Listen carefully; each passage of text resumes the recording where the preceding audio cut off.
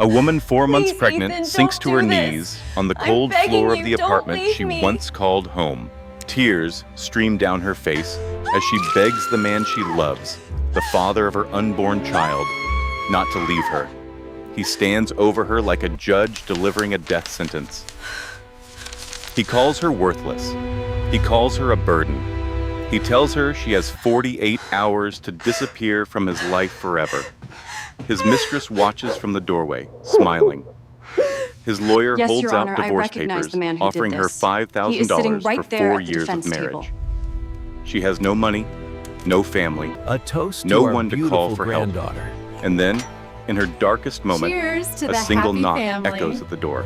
A knock that will expose a secret buried for 28 years. A knock that will reveal the biggest lie her husband ever told. A knock that will shatter everything he thought he knew about the woman he was trying to throw away. Because the stranger standing in that doorway is about to say 7 words that will change everything. I am looking for my daughter. What happens next will leave you speechless. But here's what makes this story different. The woman on her knees does not wait to be rescued. She rises, she fights, and she destroys the people who tried to destroy her. This is not a fairy tale about a prince saving a princess. This is a story about a woman who saved herself. Stay with me until the end, because the final twist is something you will never see coming. Value statement. This story will show you that your lowest moment does not have to be your final chapter. It will teach you how to recognize the warning signs of betrayal, how to protect yourself before you need to, and how to transform pain into power. Whether you have experienced heartbreak, faced impossible odds, or simply need a reminder that you are stronger than you know, this story was made for you. Meaning of the story, Amelia's journey teaches us something profound. The people who try to break you often end up building you. The betrayal that was meant to destroy her became the very thing that reconnected her with her family, her strength, and her true worth. She did not wait for karma. She did not beg for justice. She stood up, gathered her evidence, and fought back with intelligence, dignity, and an unbreakable spirit. The message is clear. You are not defined by how people treat you. You are defined by how you respond. And the best revenge is not destruction. It is building something beautiful from the ashes of what others tried to burn down. If you are going through your own storm right now, remember this. Document everything. Build your support network. Protect yourself legally, and never, ever let anyone else decide what you are worth. The only person who gets to define your value is you. A woman 4 months pregnant sinks to her knees on the cold laminate floor of the apartment she once called home. Her hands are clasped in desperate plea, tears streaming down her face as she begs the man she loves, the father of her unborn child, not to leave her. He stands over her, his face a mask of stone, divorce papers held out like a death sentence. He calls her a weight, an anchor dragging him down from the life he is destined to live. But in the darkest moment of her life, a single knock echoes at the door, a knock that will shatter one man's world and expose a secret so vast that no one in that room could ever have seen it coming. This is the story of Amelia Porter, and it begins 72 hours before. That knock changed everything. The silence in their small, one-bedroom apartment on the west side of Chicago had become a living entity. It was thick and suffocating, clinging to the worn floral sofa, and the water-stained ceiling, like a ghost that refused to acknowledge it, had died. Amelia stood in the tiny galley kitchen, her hands trembling slightly as she checked the roast in the oven for the 4th time in 15 minutes. The apartment was not much. 600 square feet of aging carpet and temperamental plumbing. The radiator clanked like a dying engine every time the heat kicked on, and the view from the single window showed nothing but the brick wall of the building next door. But Amelia had tried to make it a home. She had hung curtains she found at a thrift store. She had arranged photographs on the bookshelf, memories of better days. She had planted herbs in small pots on the windowsill, watching them grow in the thin slices of sunlight that made it through. 4 years. 4 years of marriage, and tonight was supposed to be special. Tonight was supposed to change everything. She pressed her palm against her stomach, still flat enough that no one would notice unless they knew what to look for. But she knew. 4 months along, and she had been waiting for the perfect moment to tell Ethan. Their anniversary seemed like fate itself had arranged the timing. A new chapter, beginning on the very day they had started their journey together. She imagined his face lighting up.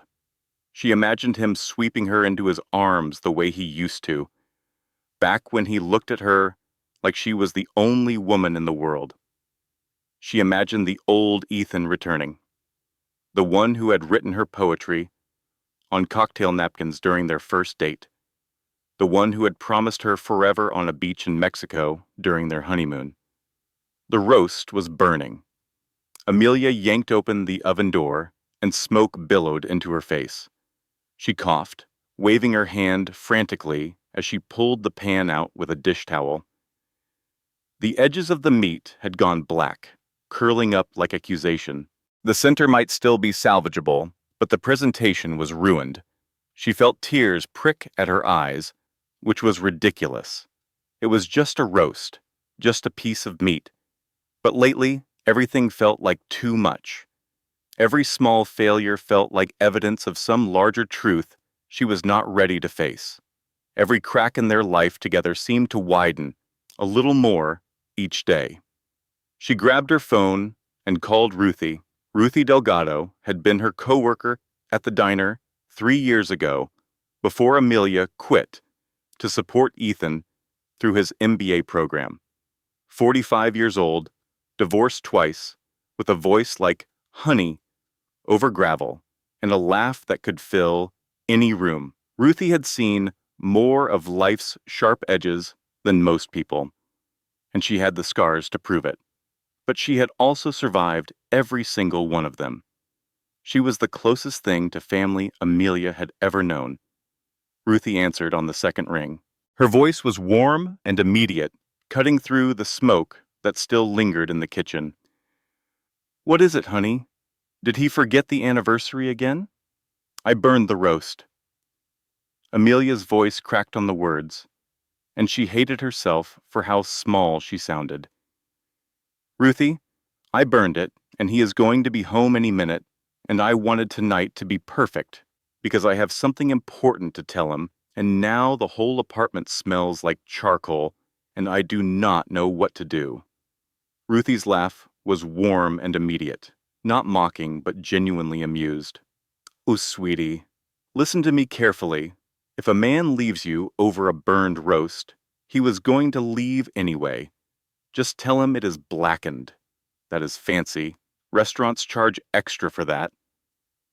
$20 more for something that looks exactly like what you have got right there." Amelia laughed despite herself, wiping her eyes with the back of her hand. The smoke was starting to clear, drifting toward the window she had cracked open. "You always know what to say. That is because I have made every mistake in the book and survived all of them.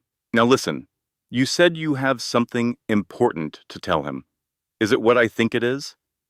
Amelia's hand went to her stomach again, a gesture that was becoming automatic. "Yes, I am pregnant, Ruthie. 4 months along." The pause on the other end of the line was heavy. Amelia could hear Ruthie breathing, could almost see her friend's expression shifting from surprise to concern. "And you have not told him yet. I was waiting for the right time. I wanted it to be happy news. I wanted him to be excited about it.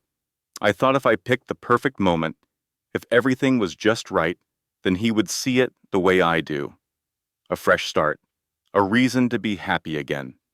Ruthie's voice softened, but there was something else underneath the warmth. a note of caution that Amelia chose not to hear. Honey, when a man loves you, every time is the right time for news like that. You should not have to stage manage his reaction, but you know your husband better than I do. Just remember what I always tell you. Amelia recited it like a prayer. The words had become familiar over years of friendship, years of late-night phone calls, and coffee shop confessions. When a man stops seeing you, that is when you need to start seeing yourself. That is right. And one more thing. Document everything. Screenshots, dates, times. Protect yourself before you need to. Not because you think something bad is going to happen, but because you deserve to know you have options. Every woman deserves that. Ruthie, he is not like that.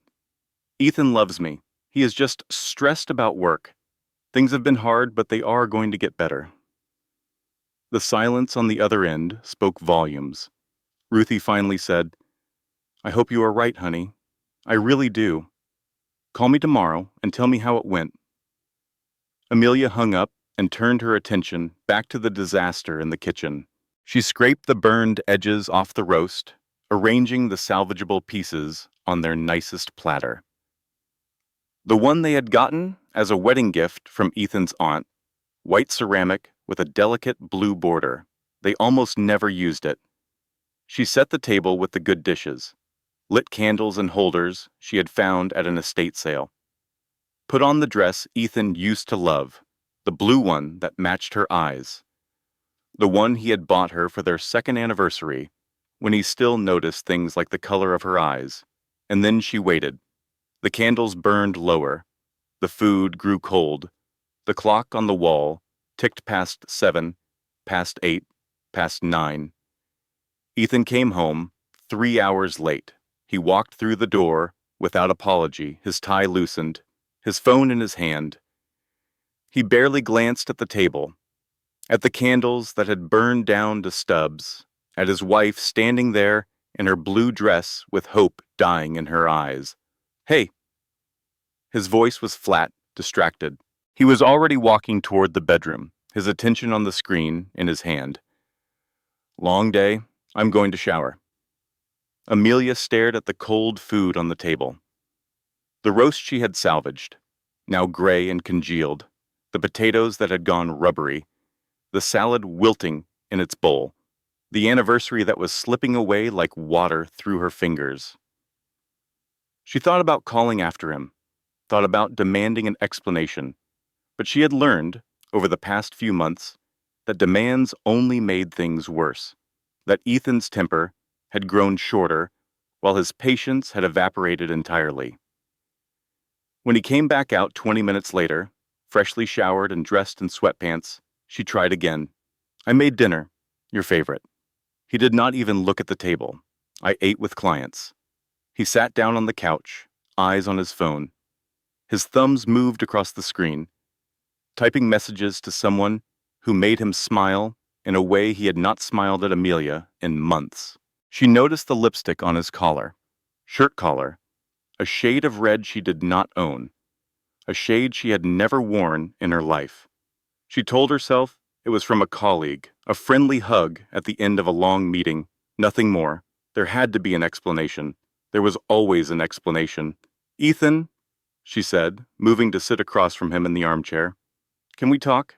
I have something important to tell you. He sighed like she was an inconvenience, like her voice was an interruption from something that actually mattered.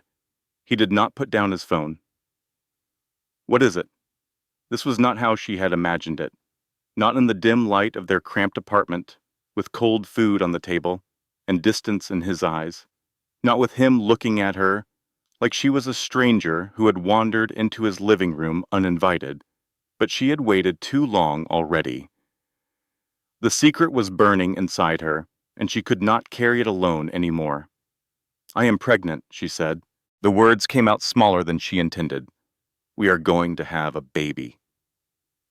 She watched his face, searching for joy, for surprise, for wonder, for anything resembling the man who had once held her under the stars on their honeymoon and whispered about the family They would build together. His expression went cold, calculating, like she had just told him the stock market had crashed, and he was assessing the damage to his portfolio. You are what? Pregnant. 4 months along. She tried to smile, tried to infuse her voice with the excitement she had felt when she first saw the positive test. We are going to be parents, Ethan. He stared at her for a long moment. The silence stretched between them like a wire about to snap. Then he laughed. Not a happy laugh, something bitter and sharp that cut her to the bone. You did this on purpose. To purpose, did you not? To trap me.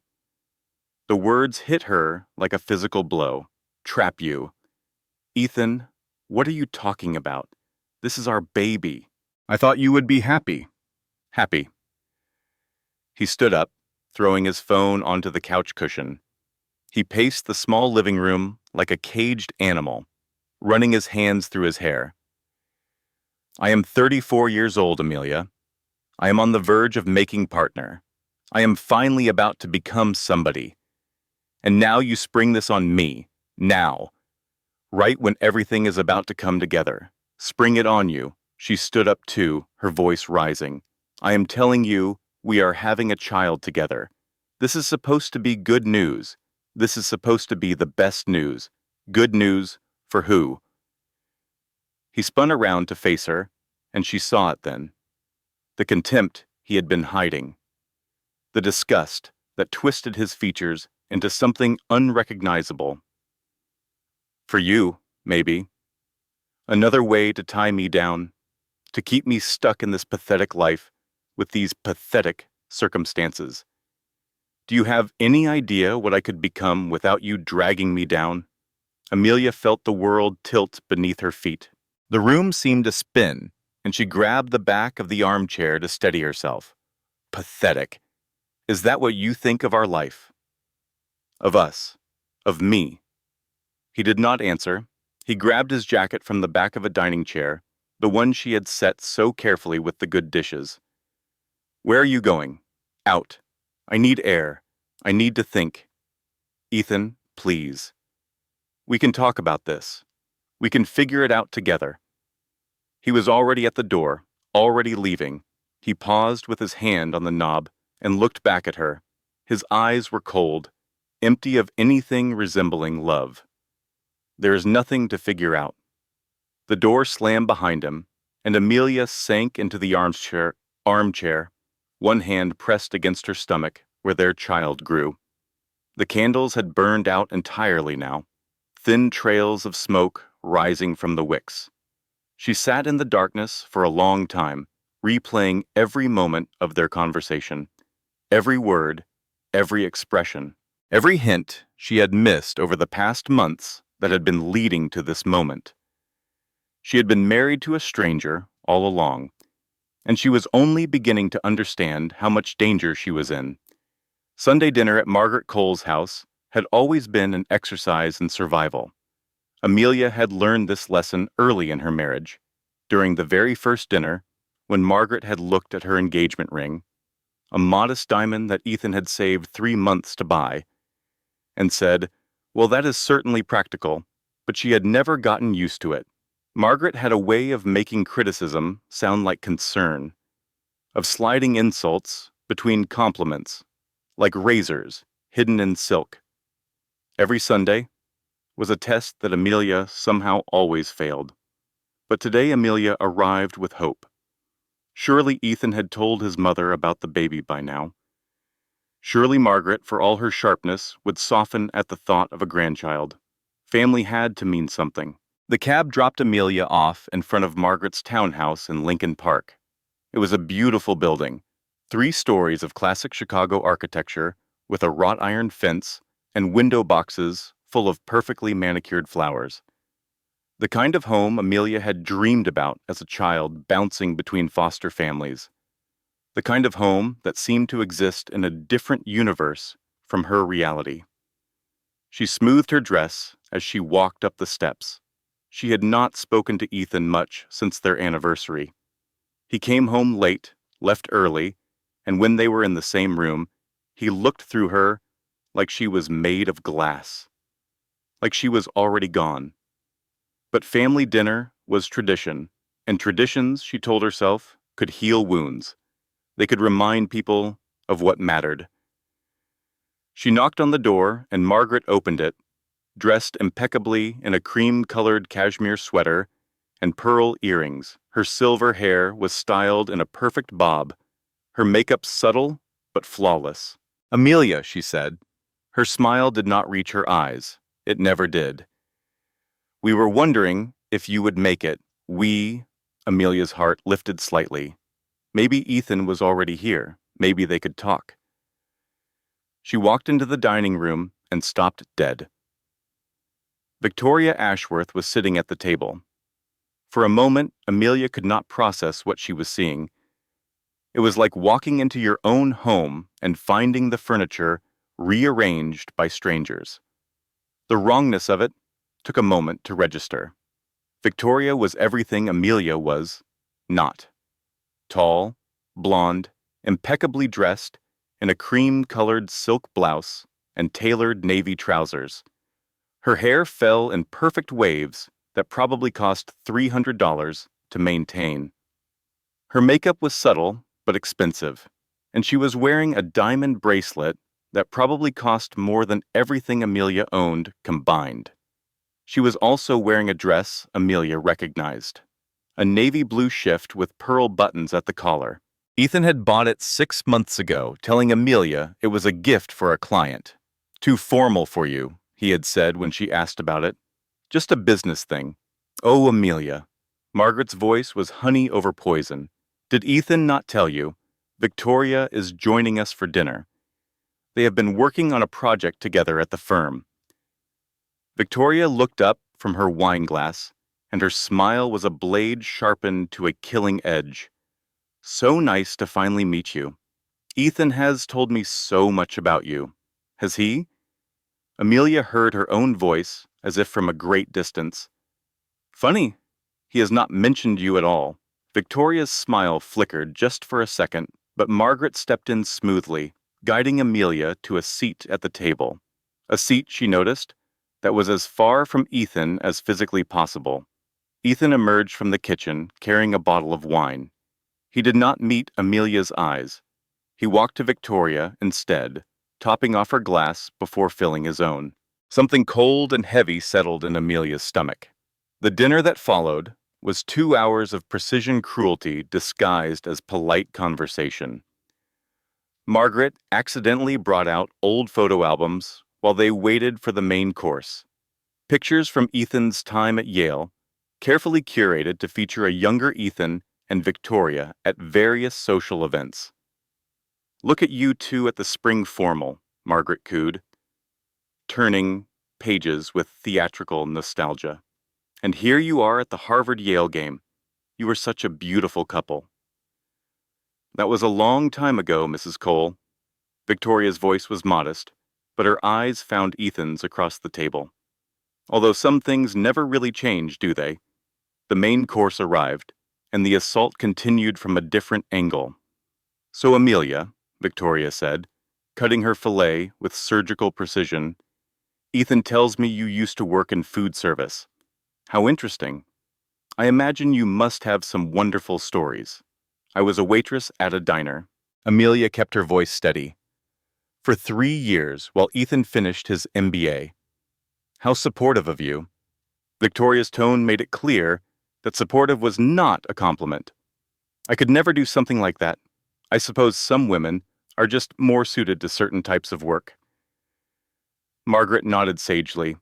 "It is all about playing to your strengths." "Victoria, did I mention that your mother and I are on the hospital benefit committee together? Such important work you are doing, fundraising for the new cardiac wing." The message was clear. Victoria belonged to a world of charity galas and committee meetings.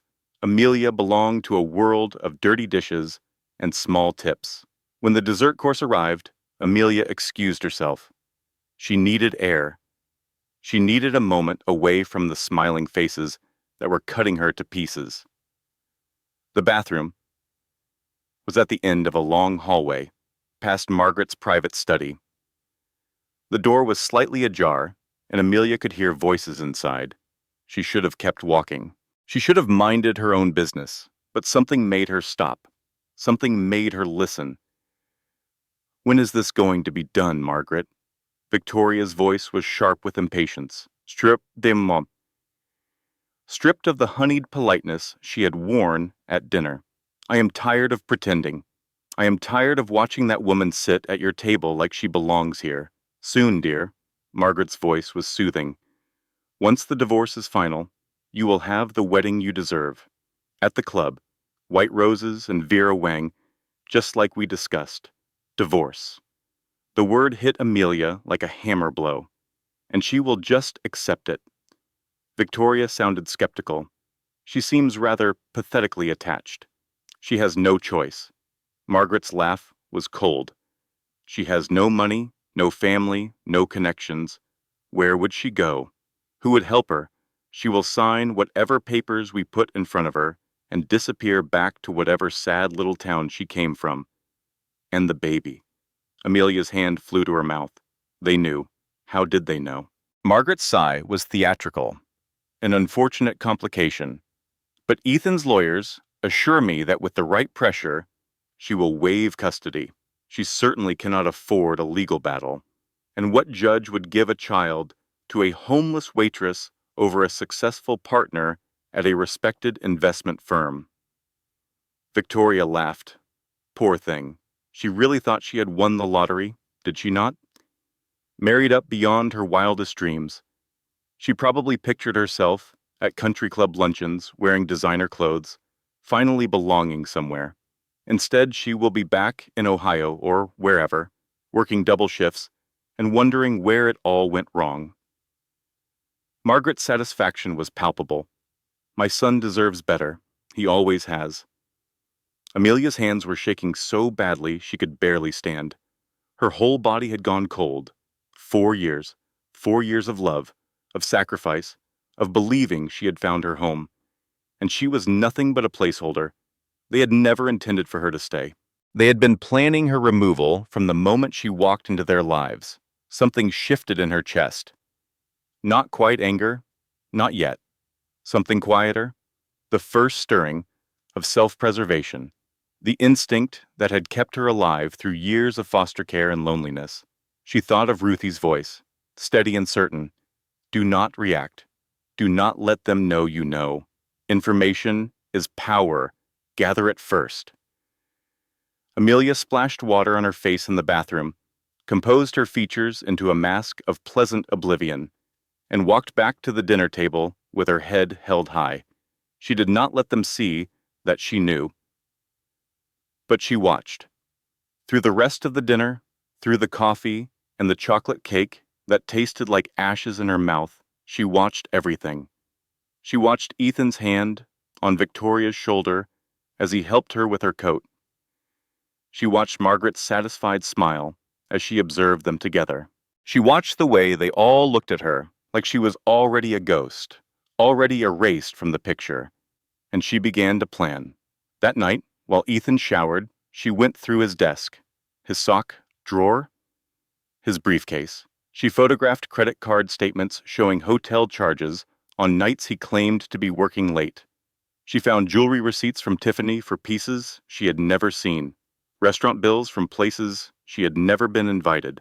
She saved text messages from his phone while he slept, documented dates and times and every piece of evidence she could find. She did not know what she was preparing for exactly. But Ruthie had always said to protect yourself before you need to. Amelia was finally listening.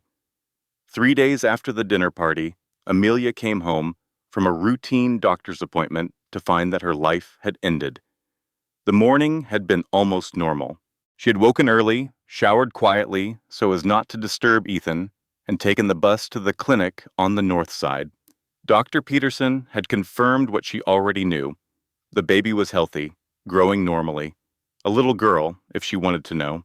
Amelia had cried when she heard that, tears of joy that felt foreign after so many tears of confusion and hurt. A daughter. She was going to have a daughter.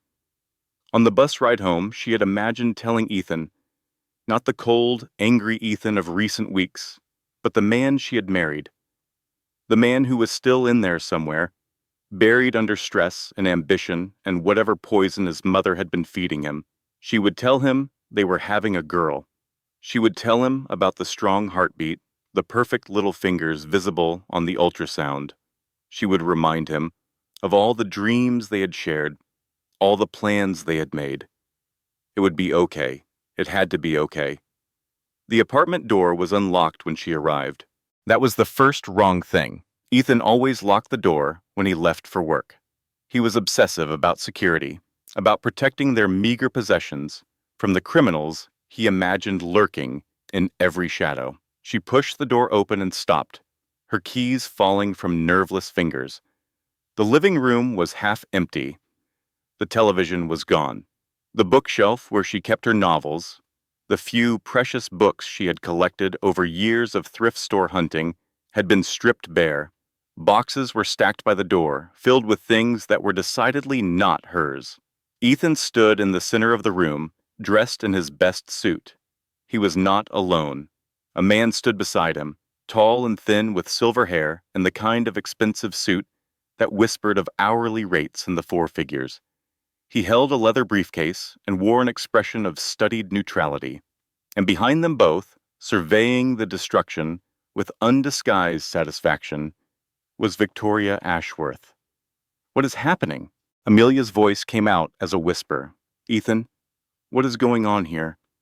He did not even have the decency to look uncomfortable. His face was a mask of impatience, like she was keeping him from something important. "This is my lawyer, Richard Calloway." His voice was clipped, businesslike. "Sign these." He thrust a stack of papers toward her. Amelia took them with trembling hands, scanning the words that swam before her tear-blurred eyes. Dissolution of marriage, irreconcilable differences, settlement and property division. She found the number. $5,000. One-time payment. Full and final settlement. After 4 years of marriage. After 3 years of working double shifts so he could finish his MBA. After sacrificing her own dreams, her own education, her own future to build his. $5,000. I do not understand. She looked up at him, searching for some flicker of the man she had loved. "Ethan, can we please talk about this? In private." Richard Calloway cleared his throat. "Mrs. Cole, my client is not obligated to discuss the terms of this settlement. I would advise you to sign the documents and avoid unnecessary legal complications." Unnecessary legal complications. Amelia stared at the lawyer. He was looking at her like she was a problem to be solved, an obstacle to be removed. "There is nothing to discuss." Ethan's voice cut through her shock. "The apartment is in my name. You have 48 hours to vacate the premises. My lawyer will be in touch regarding the logistics." He paused, and something cruel flickered in his eyes. "And do not even think about claiming that baby is mine without a paternity test. I know exactly what women like you do when they see a meal ticket about to expire. Women like you." The words cut deeper than anything he had said before. She had spent her whole childhood being called things like that. Foster kid, charity case, unwanted, burden. She had heard it all, had carried those labels like stones in her pockets, weighing her down every step of her life. She had thought Ethan saw past all of it. She had thought he saw her. "I have been faithful to you for 4 years." Her voice was steady, even though her heart was shattering into 1,000 pieces. "Every single day of our marriage. This is your child." Victoria stepped forward, and that was when Amelia noticed she was carrying a measuring tape and a leather notebook. "Oh, you are still here." Victoria's voice dripped with false sweetness. "I was just taking measurements for new curtains. This place is so sad and dreary, but nothing a complete renovation cannot fix." She walked through the apartment like she already owned it, running her manicured fingers over surfaces wrinkling her nose at the worn furniture and thrift store curtains. "The kitchen is terribly small, of course," Victoria continued, "but I suppose we can open it up. Knock out this wall here." "What do you think, darling?" She was talking to Ethan, calling him darling, in front of his wife. "Just sign, Amelia." Ethan thrust a pen toward her. A sleek silver Waterman that she recognized. She had given it to him for their second anniversary. He had said he would use it to sign the most important deals of his life, and now here it was, an instrument of execution. "Do not make this uglier than it needs to be," he continued. "Take the money. Get out. Move on with your life, such as it is." Amelia looked at the papers in her hands, at the man she had loved, at the woman who would replace her, at the lawyer who watched it all with bored indifference. So, already checking his watch, her legs gave out. She sank to her knees on the thin carpet, not from defeat, but from the sheer overwhelming weight of betrayal. Everything she had believed, everything she had built, everything she had sacrificed, it was all a lie. "Please," the word came out broken, barely more than a whisper. "Please, Ethan. I have nowhere to go. I have nothing. I am pregnant with your child. Not my problem anymore." Victoria let out a delighted laugh. "God, this is pathetic." "Ethan, darling, can we hurry this along? We have dinner reservations at 8. She walked toward the kitchen, coffee cup in hand, and that was when it happened. Whether it was deliberate or not, Amelia would never know for certain, but Victoria stumbled, her designer heel catching on the edge of the worn carpet, and sent the entire cup of scalding coffee splashing across Amelia's arm. Amelia screamed. The pain was immediate and searing, red blooming across her skin like a flower made of fire. She cradled her arm against her chest, instinctively curling her body to protect her stomach. "Oh no." Victoria's voice was utterly flat, devoid of any genuine concern. "How clumsy of me." Amelia looked up at her through tears of pain. Victoria was smiling, not a cruel smile necessarily, something worse, a satisfied smile. The smile of someone who had gotten exactly what she wanted. Something changed in that moment. Something deep inside Amelia, something that had been dormant her entire life, dormant through years of foster care and thankless jobs and a marriage that had slowly drained her of everything she was, suddenly woke up. The pain in her arm was nothing compared to the fire that ignited in her chest. She was done begging. Amelia pushed herself to her feet. Her burned arm throbbed, blisters already forming, but she stood tall. She wiped her tears with the back of her good hand and looked directly at Ethan. "I am not signing anything."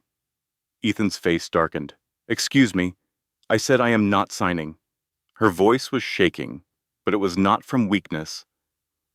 "Not anymore. And I am not leaving this apartment until I speak to my own lawyer.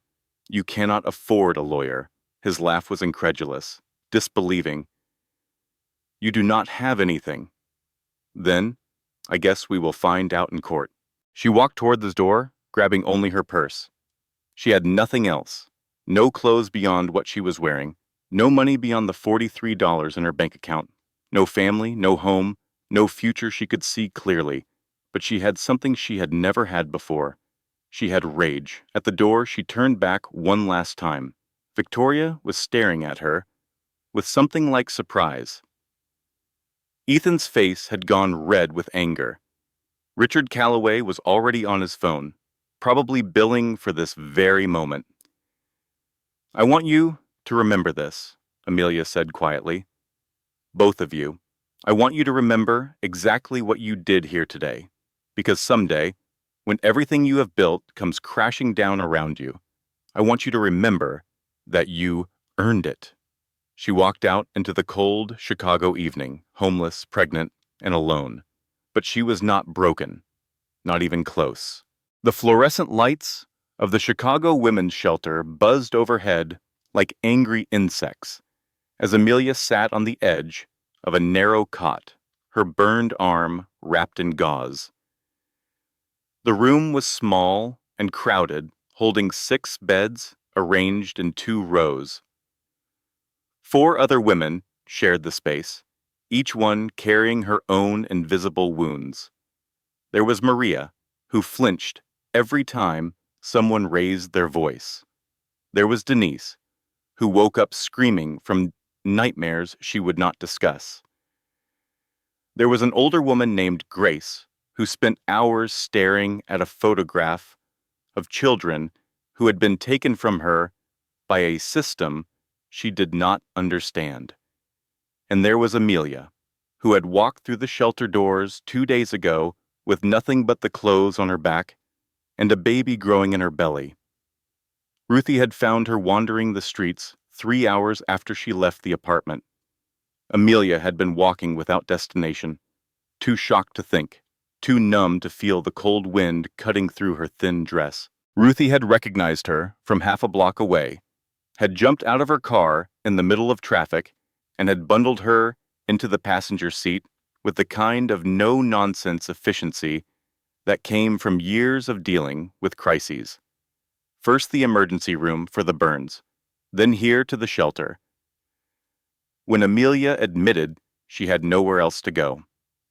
$43. That was what Amelia had to her name. Not enough for a security deposit. Not enough for a week in even the cheapest motel. Barely enough for food. She had been counting on Ethan for so long that she had forgotten how to count on herself, but Ruthie was there. And the next morning, she arrived at the shelter with 2 large coffees and a plan. Okay, Ruthie settled onto the cot beside Amelia, handing her one of the cups. First things first, you need a lawyer. I cannot afford a lawyer. Amelia stared at her hands wrapped around the warm cup. Ruthie, you heard me. $43. That is everything I have in the world. There is a legal aid clinic downtown. They handle cases for women just like you. Women in bad situations, women who cannot pay the going rates. Pro bono, which means free for people who qualify. And honey, you definitely qualify. She pulled a crumpled business card from her pocket and pressed it into Amelia's hand. I called them this morning. You have an appointment at 2 this afternoon. A lawyer named David Brennan. He specializes in divorce cases. Women who got the short end of the stick from men who thought they were too smart to get caught. Amelia looked at the card. The print was simple, unassuming. Legal Aid Society of Chicago, helping those who cannot help themselves. Ruthie, she said quietly, why are you doing all this for me? Because somebody did it for me once. Ruthie's eyes went distant for a moment, touching old memories and old pain. My first husband, she continued, he was like your Ethan, charming on the outside, rotten at the core. When I finally got out, I had nothing, not even $43. I was sleeping on a park bench when a woman from a shelter found me. She gave me a bed, a meal, and something even more valuable. She gave me advice. What did she tell you?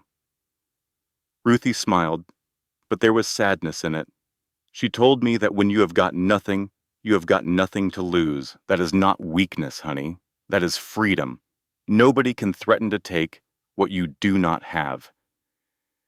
You are at rock bottom right now, and I know it feels like the end of the world.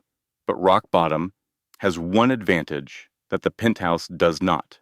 What is that? It is solid ground. You cannot fall any further, which means the only direction left is up. Amelia let those words sink in. Freedom. She had never thought of emptiness as freedom before. Had never considered that having nothing might mean having nothing left to fear. The legal aid clinic was housed in a converted storefront on the south side, sandwiched between a laundromat and a bodega. The waiting room was small and crowded, plastic chairs lining walls decorated with faded posters about tenants' rights and domestic violence resources. Amelia waited for over an hour, watching women of all ages and backgrounds cycle through. Some were crying, some were angry.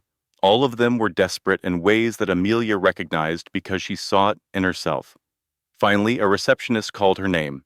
She walked through a narrow hallway to a cramped office at the back of the building. Law books lined every wall, stacked in precarious towers that seemed to defy gravity. Filing cabinets overflowed with manila folders. A small window let in gray afternoon light.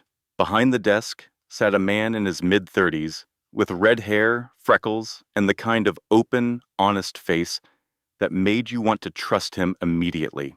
He wore a slightly rumpled suit and a tie that was just a bit crooked, and when he stood to shake her hand, his grip was firm but gentle. Mrs. Cole. His voice was warm, welcoming. "I am David Brennan. Please, have a seat and tell me everything." So she did. She told him about the marriage that had seemed like a fairy tale until it was not, about the years of supporting Ethan through his MBA while she worked double shifts at the diner, about the slow deterioration, the growing coldness, the subtle cruelties that had multiplied like cancer cells.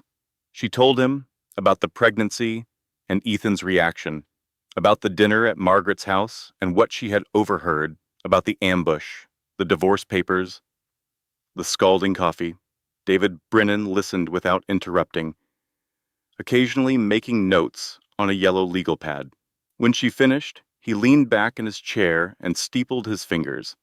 "Mrs. Cole," he said, "your husband made a lot of mistakes. Legal mistakes. Let me explain." He pulled out a notepad and began sketching out points. First, the apartment. He claims it is in his name alone, but you were married when you signed the lease. That makes it marital property under Illinois law. He cannot simply evict you without a court order. Amelia blinked. He cannot. No. Second, you supported him financially through graduate school. You worked while he studied. That gives you a substantial claim to his increased earning potential. The law calls it equitable distribution. What it means is that his career is partially your asset. Third, you are pregnant. Illinois courts look very unfavorably on husbands who abandon pregnant wives. The presumption of paternity is very strong, and any judge is going to take your well-being and the well-being of your unborn child very seriously. Fourth, and perhaps most importantly, there is the matter of the assault. You have photographs of those burns. She nodded. A third party assaulted you in your own home while your husband watched and did nothing. That is domestic abuse by proxy. It is grounds for a protective order. It is grounds for enhanced penalties, and it dramatically strengthens your position in any divorce proceeding. He leaned forward, meeting her eyes directly. "Mrs. Cole, your husband thinks you are going to roll over and disappear. He is counting on it. He thinks you have no resources, no connections, no way to fight back. He thinks you are powerless, but if you are willing to fight, I can fight with you. We can get you back in that apartment. We can get you real alimony based on your contribution to his career. We can get you sole custody of your child and protection from the people who hurt you." Amelia thought about everything she had lost, everything that had been taken from her, her home, her marriage, her faith in the man she loved. But she also thought about everything she still had, her intelligence, her memory that could recall every detail with perfect clarity, her refusal to break despite everything they had thrown at her, and now perhaps a chance to fight back. "What do I need to do?" she asked. David Brennan smiled. It was a good smile, warm and genuine. "I need you to stop being sad," he said, "and start being angry." For the first time, in what felt like forever, Amelia smiled back. The next 2 weeks were a blur of preparation, strategy, and slowly building rage. Amelia moved out of the shelter and into Ruthie's spare bedroom. It was a small room, barely big enough for a twin bed and a dresser, but it was private and safe, and nobody looked at her with pity when she walked through the door. Every day she worked on her case. She became an investigator of her own life, sifting through the wreckage of her marriage for evidence of Ethan's betrayal. The credit card statements she had photographed before everything fell apart proved invaluable. She organized them chronologically, highlighting every suspicious charge. Hotel receipts from the Four Seasons dated on nights when Ethan claimed to be working late at the office.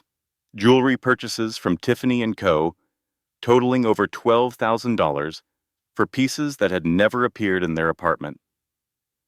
Restaurant bills from Alinea and Gibson's and other establishments where Amelia had never been invited. She printed text messages, screenshots of Ethan calling her worthless, demanding she stay out of his way, complaining about the burden of being married to someone without connections. She tracked credit card records showing Victoria Ashworth's name on hotel reservations that matched Ethan's supposed business trips. She found email confirmations for couples' massage appointments. She documented a trail of lies so extensive that she wondered how she had missed it all. David Brennan added each piece to their growing file. "Your husband thought he was being clever," David said during one of their strategy sessions. "But clever people always leave trails. They think they are too smart to get caught, so they get careless. They use credit cards because cash is inconvenient. They keep receipts because they want to expense things. They send text messages because phone calls feel old-fashioned. Every time Ethan prioritized his convenience over his caution, he gave us ammunition." "What happens next?" Amelia asked. David set a legal document on his desk, a formal-looking document with dense blocks of text. "I am filing a counter-petition tomorrow morning. We are going for the following terms." He ticked them off on his fingers. 50% of all marital assets, including the investment accounts he thinks you do not know about. Permanent alimony based on your contribution to his MBA and subsequent career advancement. Sole legal and physical custody of your unborn child. And a restraining order against Victoria Ashworth, preventing her from coming within 500 feet of you. A restraining order. Amelia felt something like hope flutter in her chest. "Can we actually do that?" "She assaulted you." David's voice was firm. "She threw scalding coffee on a pregnant woman in her own home. We have medical records documenting second-degree burns. We have photographs of the injuries. We have the name of Ethan's own lawyer as a witness, whether he likes it or not. Yes, we can absolutely do that." 3 days later, they stood before a family court judge. The Cook County Courthouse was an imposing building, all gray stone and columns, and the weight of institutional authority. Amelia had never been inside a courthouse before. Everything seemed designed to intimidate, from the security guards at the entrance to the endless marble hallways to the high ceilings that made her feel very small. Ethan was there with Richard Calloway, his expensive lawyer with the silver hair and $1,000 suit. Ethan looked annoyed rather than concerned. He kept checking his watch, kept glancing at his phone, clearly expecting this to be a minor inconvenience, quickly dispatched. Victoria was not present. Amelia later learned that David had tipped off a journalist friend that an assault victim was seeking protection from a prominent socialite. Victoria, ever conscious of her image, had decided that being photographed entering a courthouse was not worth the risk. The hearing was brief but decisive. The judge, a stern-faced woman in her 60s named Patricia Wells, reviewed the evidence David presented. The medical records from the emergency room, the photographs of Amelia's burns, still red and angry 2 weeks later. The receipts proving Victoria's presence in the apartment on the day of the assault. Richard Calloway attempted to object, claiming the coffee spill was accidental, that his client was not responsible for the actions of a third party. Judge Wells looked at him over the rim of her glasses. "Mr. Calloway," she said dryly, "when a guest in your home assaults your pregnant wife with scalding liquid, and you do nothing to intervene, assist, or even call for medical attention, that is not an accident. That is complicity. She turned to the court reporter. This court grants the petition for a temporary restraining order. Victoria Ashworth is hereby prohibited from approaching within 500 feet of the petitioner. Furthermore, the court orders that Mr. Cole continue making rent payments on the marital residence until such time as the divorce is finalized. She looked directly at Ethan, who had finally stopped checking his phone. Mrs. Cole may return to her home effective immediately. And Mr. Cole, I would advise you to take this proceeding more seriously. The casual attitude you have displayed today does not serve you well. Amelia watched Ethan's face go pale with shock. This was not how it was supposed to happen. He was supposed to win easily. She was supposed to fold immediately. She was supposed to disappear. Instead, she was going home. That evening, Ruthie helped her move back into the apartment. It felt different now. Emptier in some ways, but cleaner too. Ethan had taken most of his belongings. Victoria's measuring tape and fabric swatches were gone. The space felt less like a crime scene and more like a blank canvas. "You are getting your home back," Ruthie said, setting a bag of groceries on the kitchen counter. "This calls for celebration." They sat at the small dining table, the same table where Amelia had laid out an anniversary dinner that now felt like it had happened to a different person in a different lifetime. Ruthie had brought apple pie from a bakery she loved, and they ate it straight from the container with 2 forks. For the first time in weeks, Amelia felt something like hope. After Ruthie left, Amelia began unpacking the few belongings she had retrieved from storage: a box of photographs, some clothes from the closet that Ethan had not bothered to throw away, small things that felt like anchors to her former life. She opened Ethan's desk drawer, looking for a pen to add something to her journal. Instead, she found a folder. It was thick and heavy, stuffed with documents that did not belong. Amelia pulled it out and opened it, and the world as she knew it came crashing down for the second time. Inside were photographs of a baby girl she had never seen before, a pink blanket, a hospital bassinet, a tiny wristband with a name she did not recognize: Emma Sinclair. There were newspaper clippings, yellowed with age, headlines that seemed to come from another world. Tech billionaire, baby kidnapped, $10 million reward. Sinclair family devastated as search continues. There was a birth certificate, not the one Amelia had grown up with, the one from Ohio that listed her parents as unknown. A different certificate, an original. The child's name was Emma Catherine Sinclair, born to William and Catherine Sinclair of Chicago. And there were letters, correspondence between Ethan Cole and a law firm representing the Sinclair family, dated 6 months ago. Negotiations for a finder's fee, terms for reunification. Amelia's hands were shaking so hard she could barely hold the papers. Ethan had known. For 6 months, her husband had known that she was not Amelia Porter, foster child from rural Ohio. She was Emma Sinclair, kidnapped daughter of one of the wealthiest men in America. And he had been negotiating her return like she was a piece of lost luggage, waiting for the right moment to cash in.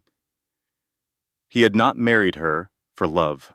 He had not married her despite her poverty. He had married her as an investment. And now she understood why. Amelia did not sleep that night. She sat at the kitchen table with the folder spread before her, reading every document by the yellow light of a single lamp. The refrigerator hummed, the radiator clanked. The city outside was silent except for the occasional wail of a distant siren. The picture of her life that she had always known was a lie, and it was built on an even older lie that stretched back nearly 3 decades. She read the newspaper articles first. They painted a picture of tragedy and wealth intertwined. 28 years ago, a baby girl named Emma Catherine Sinclair had vanished from her nursery in a mansion on Chicago's Gold Coast. Her father, William Sinclair, was the founder and CEO of Sinclair Industries, a technology company worth billions. Her mother, Catherine, was a former model-turned-philanthropist. The police investigation had been massive. The FBI was involved. A $10 million reward was offered for information leading to Emma's safe return. But the baby was never found. The prime suspect was a woman named Gloria Peterson. She had worked as a nanny for the Sinclair family for 2 years. She had been fired 3 months before the kidnapping, under circumstances the newspapers described as a personal matter involving Mr. Sinclair. Reading between the lines, Amelia understood. Gloria had been having an affair with William Sinclair. When he ended it, she had been dismissed, and then she had taken her revenge. Gloria was arrested 6 months after the kidnapping on an unrelated charge: armed robbery at a convenience store. During the investigation, police found evidence linking her to the Sinclair case: baby clothes, photographs, a diary describing her obsession with William and her hatred of Catherine. But Gloria never revealed what she had done with baby Emma. She claimed the child was dead, though no body was ever found. She went to prison, and 15 years ago, she had died there of a heart attack, taking her secrets with her. Except now Amelia held those secrets in her hands. Among the documents in the folder were records from an orphanage in rural Ohio, St. Agnes Home for Children.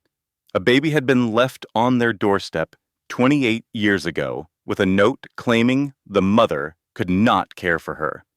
The baby's estimated age matched Emma Sinclair's exactly. The physical description matched, the timing matched. Amelia had spent her entire childhood believing no one wanted her, that she had been thrown away like garbage. The truth was that someone had wanted her desperately, had spent nearly 3 decades searching for her, had offered millions for any information that might bring her home, and Ethan Cole had found her first. The documents in the folder made his plan sickeningly clear. He had hired a private investigator 6 months ago, looking for any angle that might advance his career. The investigator had stumbled onto the connection between Amelia Porter and Emma Sinclair. Instead of telling his wife the truth about who she really was, Ethan had contacted the Sinclair family's lawyers. Note, he had opened negotiations for a finder's fee. He had demanded money in exchange for revealing her location. The correspondence was cold and businesslike. Ethan wrote about Amelia like she was property to be transferred. He haggled over percentages and payment schedules. He had never loved her. He had never even seen her as a person. She was a lottery ticket he had been holding, waiting for the right moment to cash in. Dawn was breaking over Chicago, painting the sky in shades of pink and gold when the pounding started on her door. Amelia's heart lurched. She gathered the documents quickly, hiding them in a kitchen cabinet behind the cereal boxes. Then she walked to the door, her pulse hammering in her throat. She opened it to find Margaret Cole standing in the hallway, dressed in an expensive wool coat. Victoria Ashworth lurked behind her, looking simultaneously smug and annoyed. A nervous man in a rumpled suit clutched a notary stamp. And behind them all, looking uncomfortable in his $1,000 suit, was a man Amelia did not recognize. Tall, silver-haired, with the bearing of someone accustomed to power. And finally, Ethan. His smile was cruel, triumphant, the smile of a man who believed he had already won. "You did not think I would let you walk away with nothing, did you?" His voice dripped with contempt. "I found your real daddy, Amelia. Or should I say Emma, and I am going to make sure I get what I am owed before you do." Margaret stepped forward, her face twisted with greed. "My son deserves compensation for taking care of you all these years. The Sinclairs have more money than God. They can certainly afford to share with the man who found their precious lost daughter." Victoria laughed, high and mocking. This is actually hilarious. Cinderella was hiding in plain sight the whole time. The pathetic little waitress was secretly a princess. How delightful. The tall, silver-haired man, who Amelia later learned was Harrison Whitmore from the Sinclair family's legal team, stepped forward. His expression was uncomfortable, even apologetic. "Miss Porter," or "Miss Sinclair." He held out an envelope. "Mr. Sinclair is aware of your existence. However, given the circumstances of your discovery and the parties involved, he requires verification before making contact. Mr. Cole has offered to facilitate this process. For a fee." Amelia stared at the envelope without taking it. The full weight of Ethan's betrayal pressed down on her like a physical force. It was one thing to know intellectually that she had been used. It was another to stand here, facing the people who had done it, and see them smiling at her like she was a prize they had won at a carnival. "I was never a person to you." Her voice was barely a whisper. "I was always just an asset, something to be bought and sold." Ethan shrugged. "Business is business, sweetheart. Nothing personal. Nothing personal. 4 years of marriage. Thousands of hours of work to support his ambitions. A child growing inside her that carried his DNA. And it was nothing personal. Something broke inside Amelia in that moment, but it was not the breaking of defeat. It was not the shattering of a spirit finally pushed too far. It was the breaking of a shell, the cracking of a chrysalis, the destruction of something that had to die so that something stronger could be born. The old Amelia, the foster kid who had learned to be invisible, who had made herself small to avoid punishment, who had believed deep down that she did not deserve better, died in that hallway. And something new rose from the ashes. Amelia drew herself up to her full height. Her voice, when it came, was cold and steady as steel. "Get out of my apartment." Ethan laughed. "This is my apartment, remember? You are just a squatter." "No." Amelia stepped forward, forcing him back into the hallway. "The court says otherwise, and you have exactly 30 seconds before I call the police and report that Victoria Ashworth is violating a restraining order by standing within 500 feet of me." Victoria's face went white. "You would not dare," Margaret sputtered. "Try me." Amelia's eyes were fixed on her mother-in-law. "I have nothing left to lose, Margaret. You made sure of that, which means I have nothing left to fear." She turned to Harrison Whitmore, meeting his uncertain gaze directly. "You can tell Mr. Sinclair that if he wants to meet his daughter, he can contact me directly, through my lawyer, not through the man who has been trying to sell me like livestock." She pressed David Brennan's business card into his hand. "Now, get out, all of you, before I add harassment to the restraining order." They left. Margaret was still protesting as she retreated down the hallway. Victoria hurried toward the elevator, heels clicking on the tile. Ethan's face had gone from triumphant to furious in the space of a few seconds. But he knew he was beaten, at least for now. Harrison Whitmore was the last to go. He paused at the elevator and looked back at Amelia with something like respect in his eyes. "For what it is worth, Miss Sinclair," he said quietly, "your father is not like these people. He has been looking for you for 28 years. He never stopped." Then he stepped into the elevator and was gone. Amelia closed her apartment door, leaned against it, and let out a breath she felt like she had been holding for days. Then she picked up her phone and called David Brennan. "We need to add something to the lawsuit," she said. "I want to bury him." Amelia did not wait for William Sinclair to verify her identity. She had spent her entire life waiting for other people to decide her fate, to tell her who she was and what she deserved. Those days were over. She started investigating herself. The internet held pieces of her story if you knew where to look and how to connect the dots. Old newspaper articles about the kidnapping, archived on microfiche and digitized decades later. Court records from Gloria Peterson's trial for the armed robbery that had finally put her behind bars. A death notice from 15 years ago when Gloria had died in prison of a heart attack. Amelia tracked down the orphanage where she had spent her earliest years. St. Agnes Home for Children had closed in 2010, but records had been transferred to the Diocese of Cleveland. She made phone calls, sent emails, explained her situation to skeptical administrators who had never heard a story quite like hers.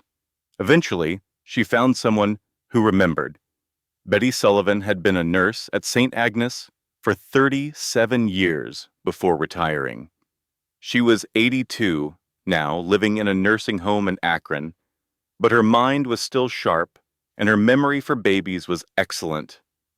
"I remember you," Betty told her over the phone, her voice quavering with age and emotion. "Beautiful little thing, no more than a few months old, you were left on our doorstep in a laundry basket with a note pinned to your blanket. The note said, 'The mother could not care for you but wanted you to have a good life.' Do you remember anything else about that night?" I remember thinking the note was strange. The handwriting was shaky, like whoever wrote it was scared or angry or both. And there was something about the blanket. It was expensive. Cashmere, I think. Not the kind of thing you would expect from someone who could not afford to keep her baby. Amelia felt tears running down her cheeks, but kept her voice steady. "What happened to me after that? You went into the foster system." Betty's voice grew sad. "Ohio was overwhelmed back then. Too many kids, not enough homes. I tried to check on you over the years, but you got moved around so much. Different cities, different families. I lost track eventually. I always wondered what happened to you." I survived. Amelia wiped her eyes with the back of her hand. "I am still surviving."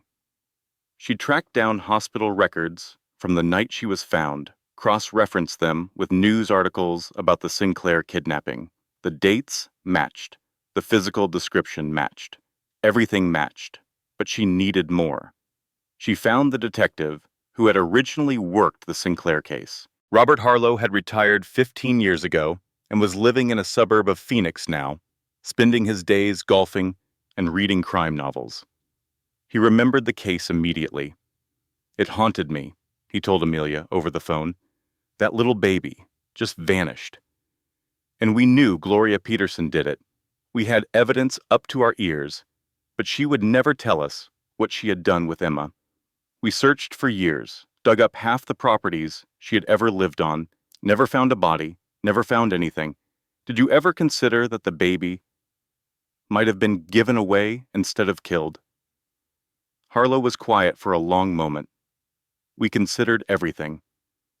But Gloria was smart, smarter than we gave her credit for. She knew that as long as she kept the secret, she had leverage. If she told us where Emma was, she had nothing left to bargain with." She paused. "Are you saying what I think you are saying, Miss Porter?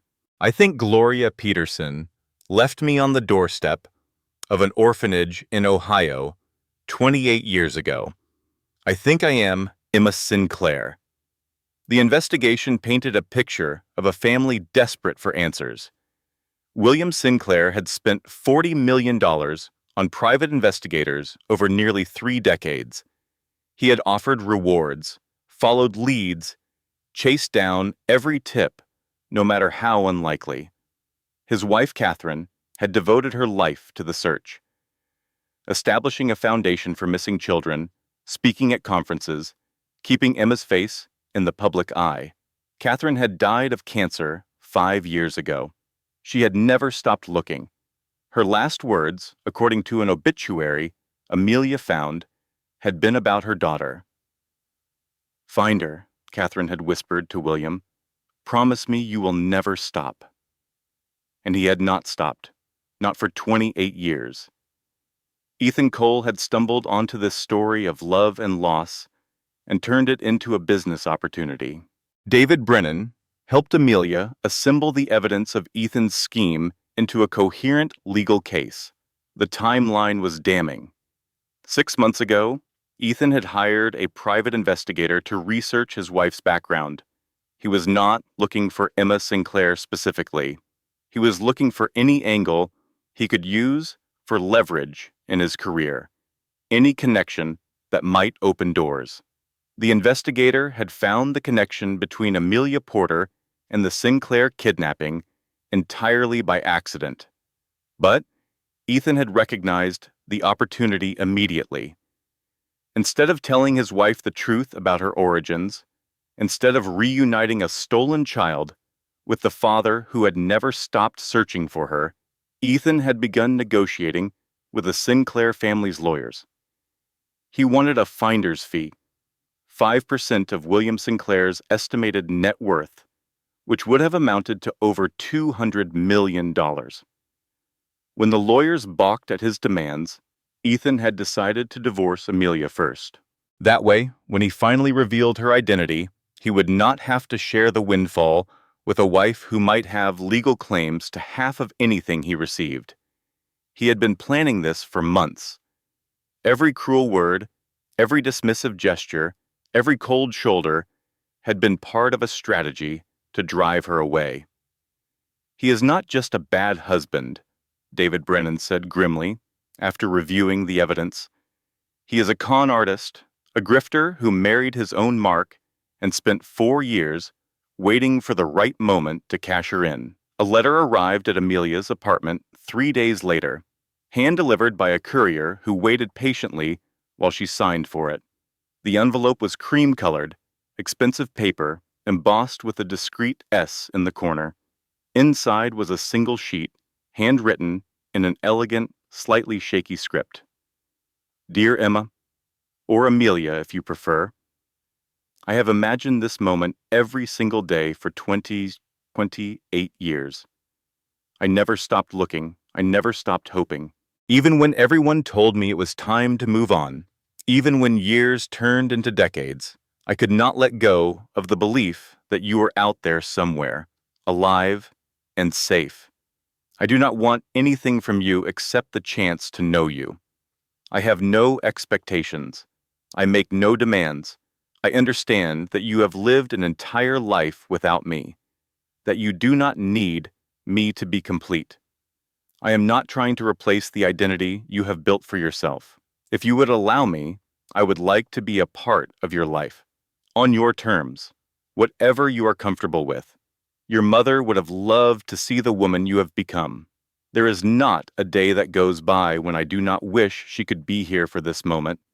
I think she would have been so proud of you. If you are willing, I would like to meet you, anywhere you choose, anytime you are ready. Your father, William." Amelia read the letter 3 times.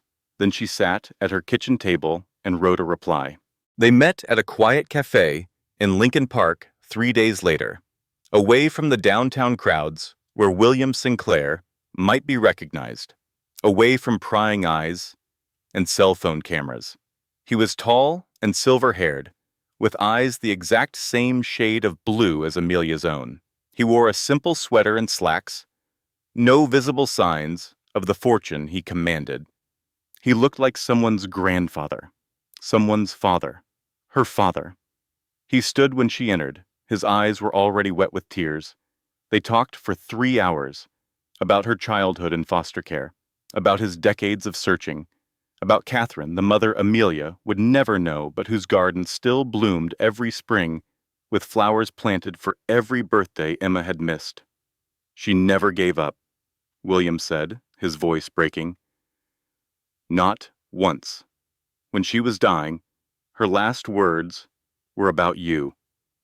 "Find our baby," she said. "Tell her we never stopped loving her. Tell her she was wanted.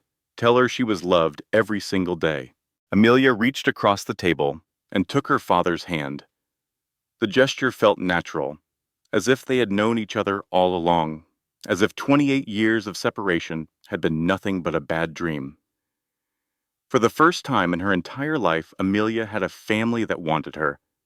But Ethan Cole was not finished. And what came next would test her strength like nothing before. The story broke on a Tuesday morning. Amelia woke to her phone buzzing with notifications. Hundreds of them, texts from Ruthie, each one more alarmed than the last. Missed calls from David Brennan, alerts from news apps and social media platforms she had almost forgotten she had installed. She picked up the phone with trembling hands and felt her world collapse for what felt like the 100th time. Billionaire heiress found living in poverty, the Sinclair scandal, gold digger or genuine victim, pregnant and homeless, the woman who married up. Ethan had leaked everything to the press. Amelia scrolled through the headlines with mounting horror. Every article told the same distorted story. A poor nobody from nowhere who had somehow known about her billionaire father all along and had married Ethan Cole as part of some elaborate scheme to climb the social ladder. There were photographs, old ones from the diner where she had worked for 3 years, showing her in a stained apron with tired eyes and messy hair. Photos of the apartment building where she lived, carefully angled to make it look even shabbier than it was. A paparazzi shot of her leaving the women's shelter 2 weeks ago. The narrative was carefully crafted. Ethan was the innocent victim, the hard-working professional who had been deceived by a woman hiding her true identity. Victoria was a concerned friend who had tried to warn him. Margaret was the protective mother who had seen through the act, and Amelia was the villain. Victoria Ashworth's social media accounts were driving the story, amplifying every attack.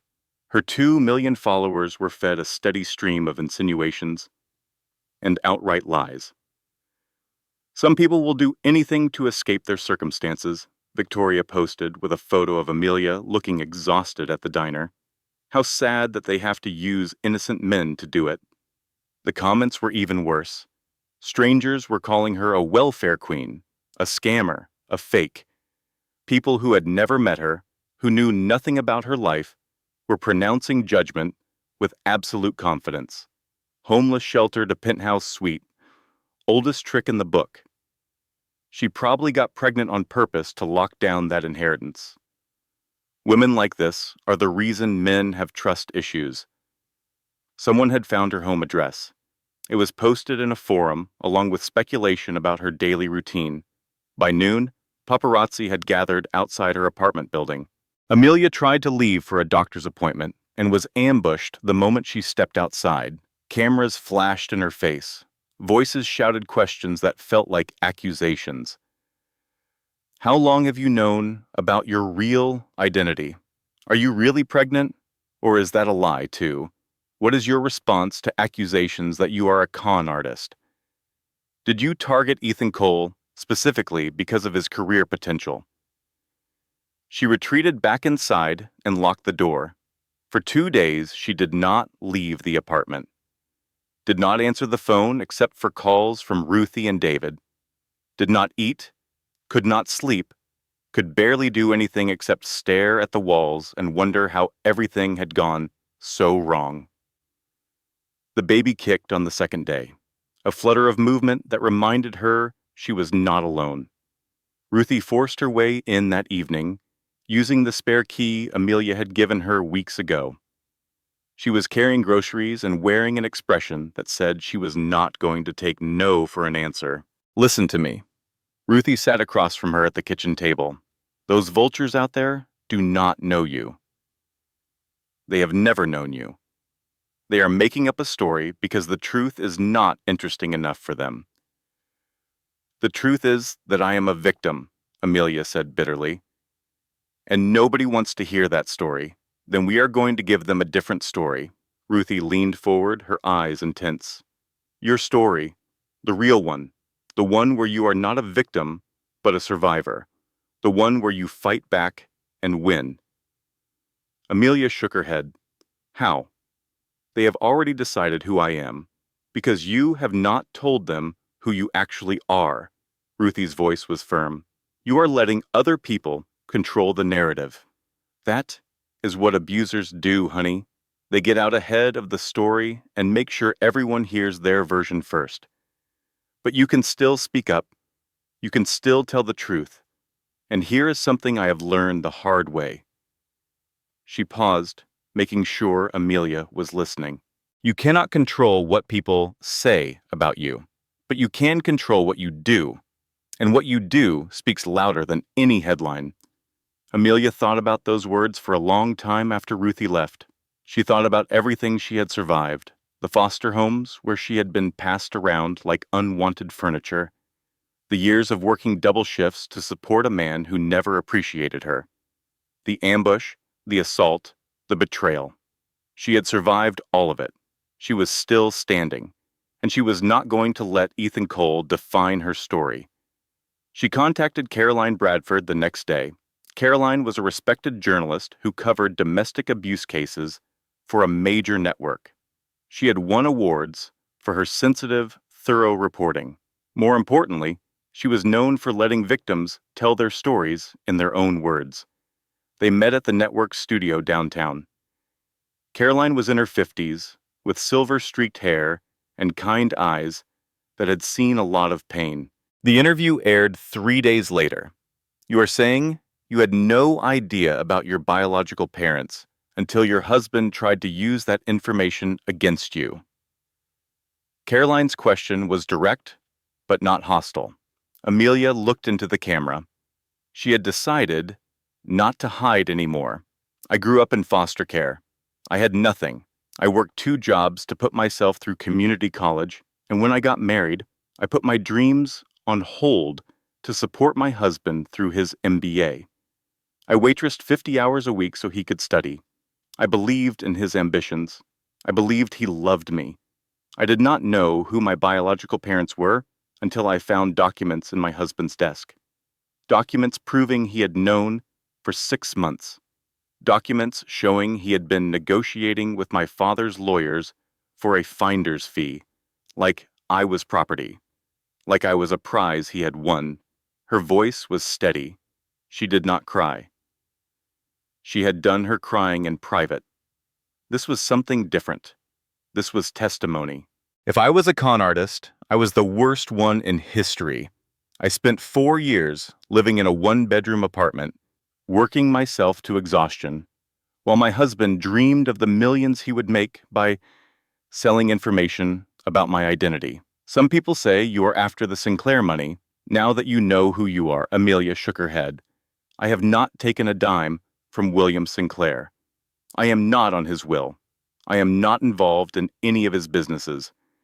When I first learned the truth, I did not even want to meet him. I was afraid of exactly this, of being seen as a gold digger. I just wanted to be left alone to raise my child in peace. But Ethan Cole would not allow that. He leaked my story to the tabloids. He orchestrated a campaign to destroy my reputation because I would not sign his divorce papers, because I would not disappear quietly. She looked directly into the camera. So here I am, telling my own story because I will not let him tell it for me. The interview spread across social media within hours, and something unexpected happened. Other women started sharing their stories. Women who had been gaslit by partners who seemed loving at first. Women who had been publicly humiliated by vindictive ex-husbands. Women who saw themselves in Amelia and recognized the playbook being used against her. A hashtag started trending.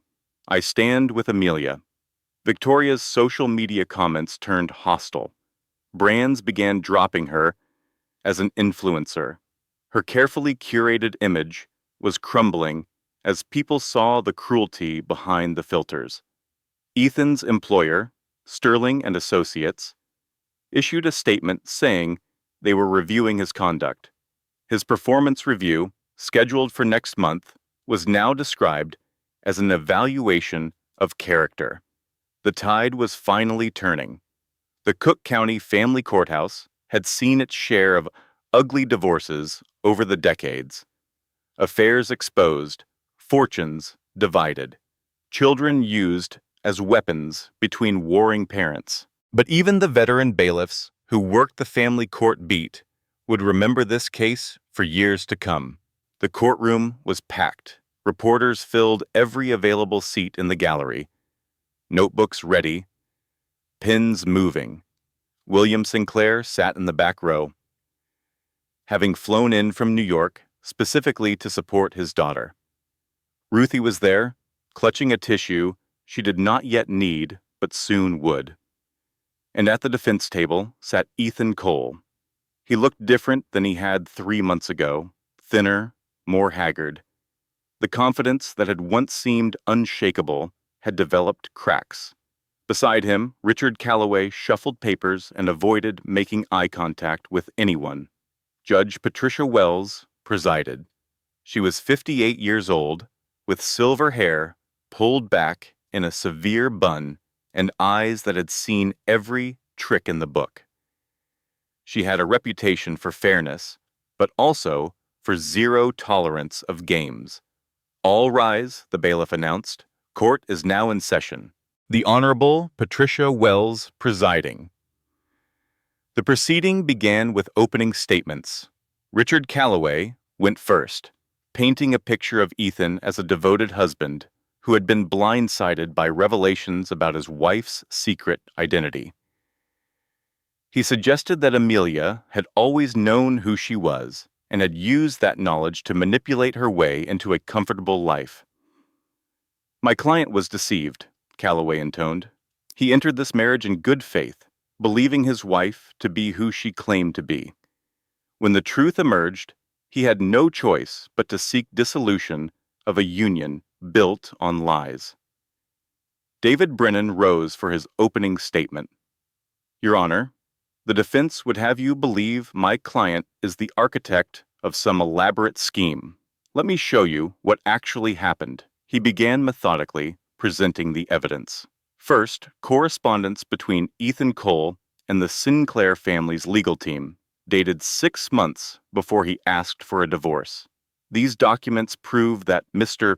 Cole knew about his wife's true identity and was actively negotiating to profit from that information. Second, credit card statements documenting an affair with Victoria Ashworth going back 18 months. Hotel receipts, jewelry purchases, restaurant bills. Third, text messages from Mr. Cole to his wife, calling her worthless, telling her she was holding him back, describing their unborn child as a burden he did not want. Fourth, medical records from the emergency room documenting second-degree burns from hot coffee thrown by Victoria Ashworth while Mr. Cole watched and did nothing.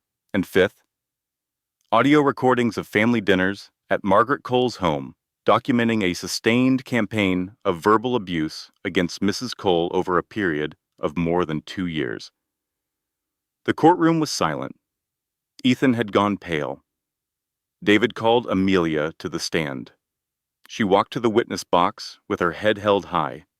She was 6 months pregnant now, and her condition was unmistakable. She wore a simple blue dress and minimal makeup. She looked exactly like what she was, a woman who had been through hell and survived. She told her story simply, without dramatics or embellishment. The marriage she had believed in, the husband who had changed the moment she discovered the truth about her identity, not from him, but from documents hidden in his desk.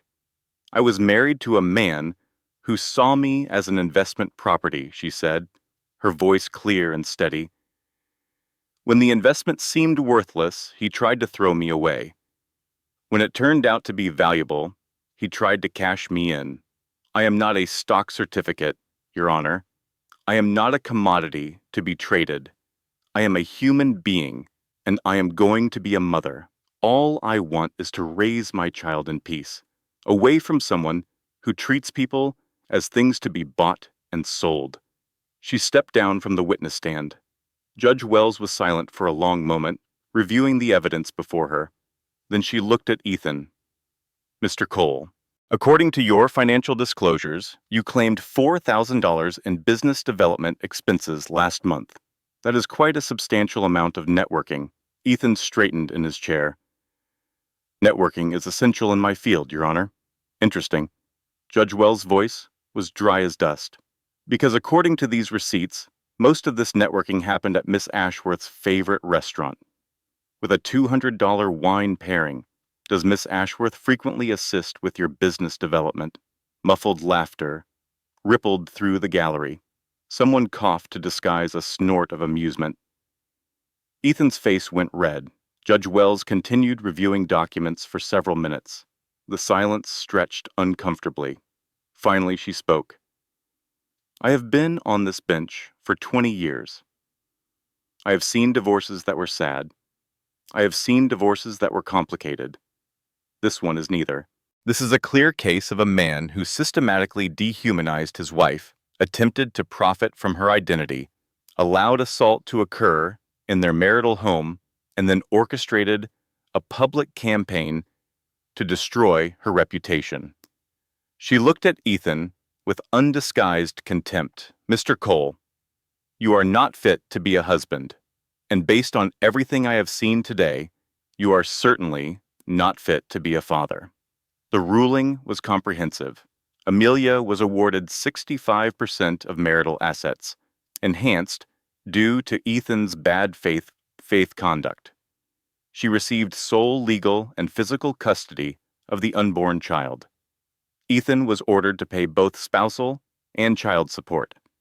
A permanent restraining order was issued against both Ethan Cole and Margaret Cole, and the case was referred to the district attorney's office for investigation of potential criminal charges related to the assault. Justice had been served. Ethan Cole pushed through the courthouse doors with his lawyer at his heels. His mind was racing, calculating angles, looking for any way to salvage something from the wreckage of his plans. He was so focused on damage control that he did not notice the two men until they were standing directly in his path. They were large and well-dressed in a way that suggested their jobs did not require them to smile, the kind of men who collected debts for a living. Ethan Cole. The larger one spoke with the bored efficiency of someone who had done this many times before. We represent Harrington Collections. You owe our client $280,000 in outstanding gambling debts. Payment is due. Now. Ethan's face went white. The blood drained from his cheeks so quickly he looked like he might faint. I need more time. His voice was barely a whisper. I am expecting some money. The second man smiled without warmth. That is what they all say, Mr. Cole. From inside the courthouse, Amelia watched through the window as Ethan was escorted away. His shoulders were slumped, his expensive suit suddenly looking too big for him. Ruthie appeared at her elbow. Gambling debt. She shook her head slowly. Classic. The trash is taking itself out. But the revelations were not finished.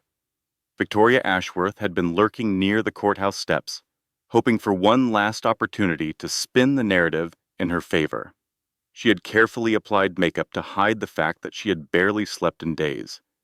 She was wearing her best outfit, determined to project confidence, even as her world crumbled around her. The reporters found her before she could find them. Miss Ashworth. A microphone was thrust in her face. Can you comment on the bankruptcy filing by Ashworth Industries this morning? Victoria's carefully composed face cracked like a mask hitting the floor. Bankruptcy? What are you talking about?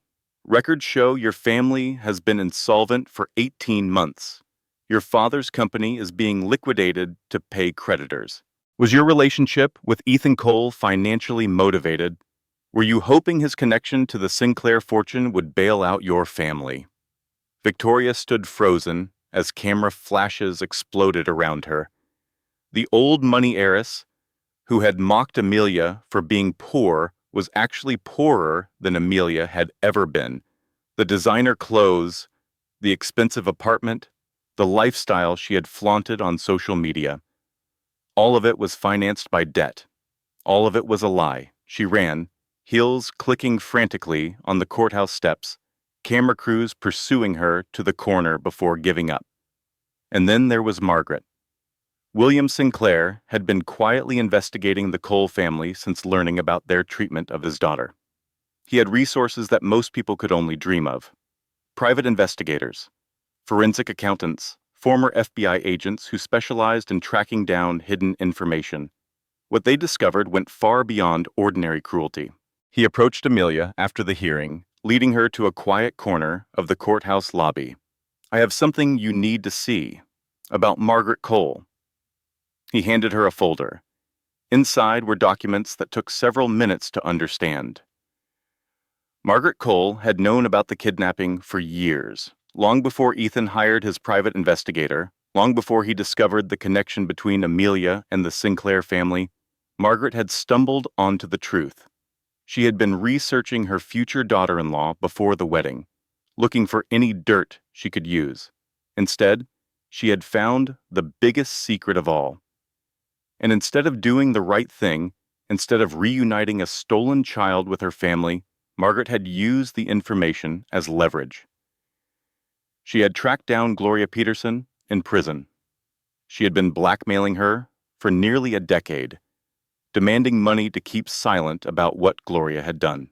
After Gloria died, Margaret had hidden the secret, waiting for the right opportunity to exploit it. That opportunity came when Ethan started dating Amelia.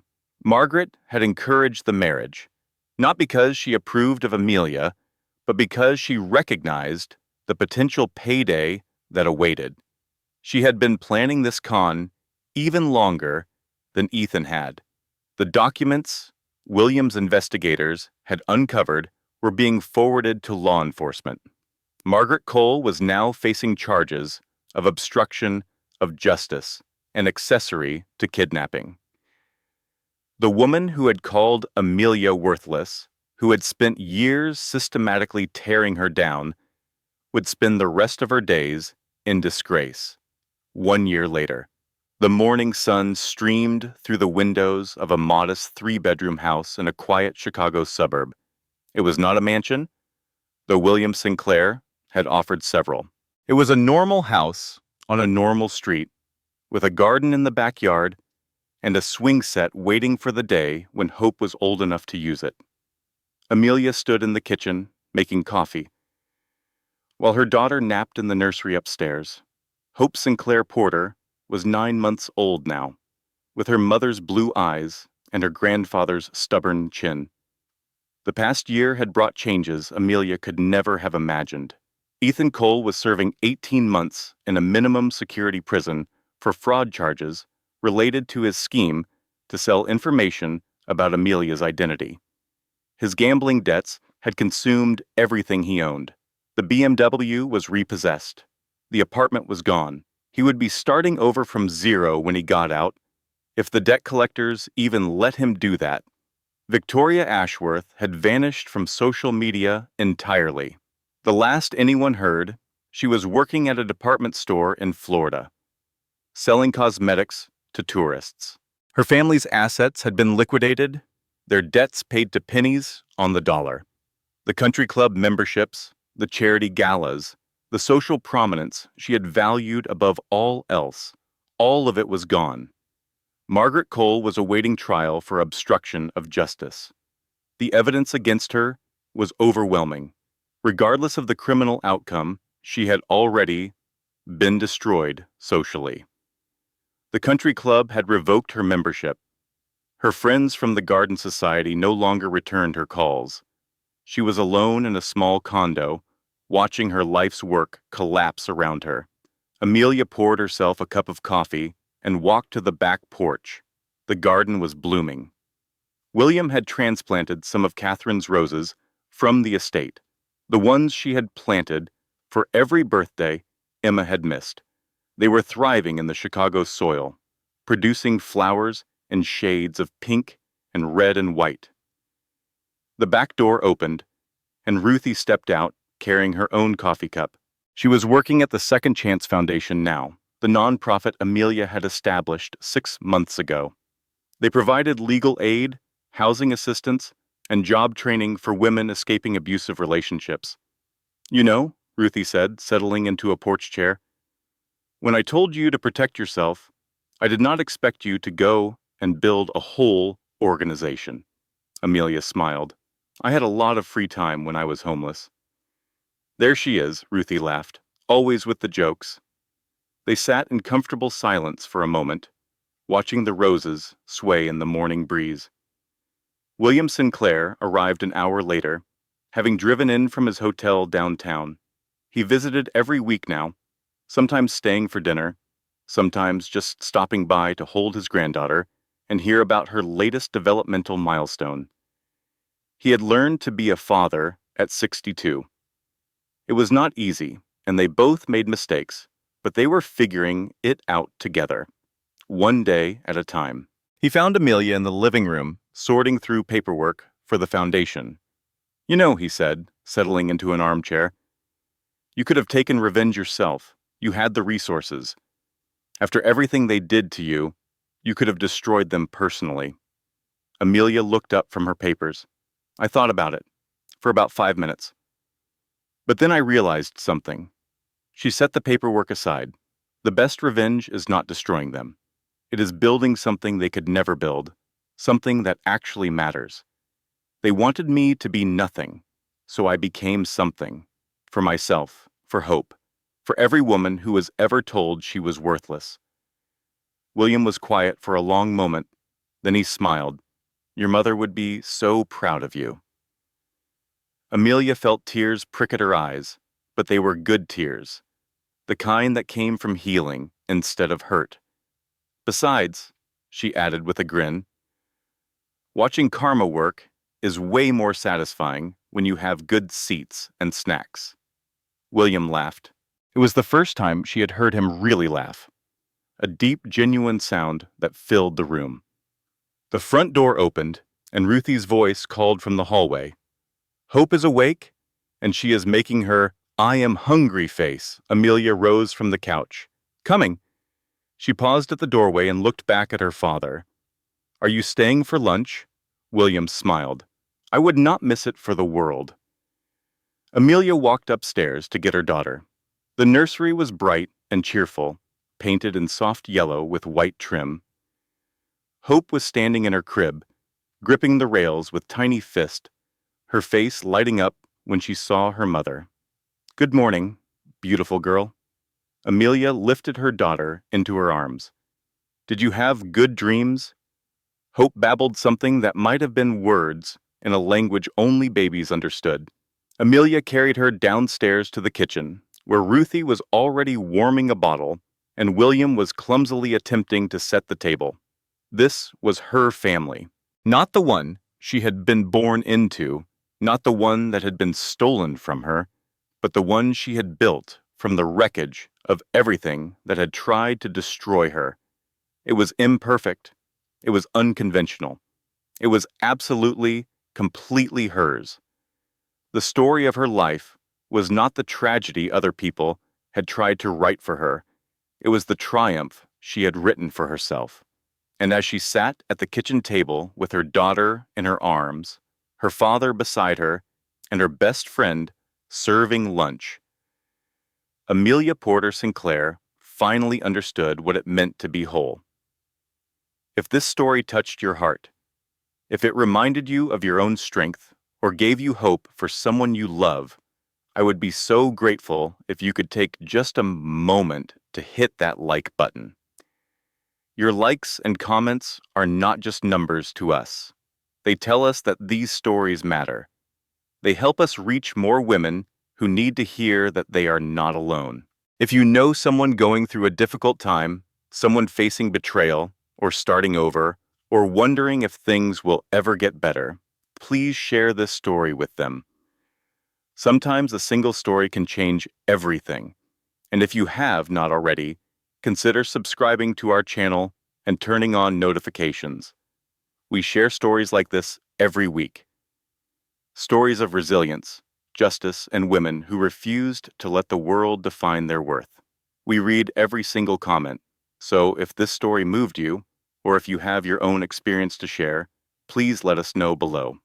Your words might be exactly what another viewer needs to hear today. Thank you for being here. Thank you for listening until the end. And thank you for being part of this community. Closing statement. This content was carefully researched, developed, and manually edited by our team to deliver meaningful stories with valuable life lessons. Every detail was crafted to inspire, empower, and remind you that no matter how dark things seem, there is always a path forward. Thank you for trusting us with your time.